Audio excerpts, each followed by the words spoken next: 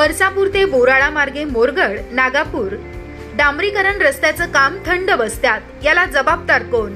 अमरावती प्रतिनिधी राजू भास्करे यांनी घेतलेल्या माहितीनुसार अचलपूर तालुक्यातील परसापूर ते चिखलदरा तालुक्यातील बोराळा मार्ग मोरगड तसेच बोराळा मार्गे नागापूर टेंभरू सोंडा या 2 रस्त्यांची कामं एकदम कासव गतीनं सुरू असून या रस्त्यांवर मोठमोठी खड्डे पडले असून या रस्त्यांवर ये-जा करणाऱ्यांना तारेवरची कसरत करावी लागत असल्याचं स्पष्ट झालं। याला जबाबदार एकदम सार्वजनिक बांधकाम विभागाचे अधिकारी असल्याचं बोललं जात आहे।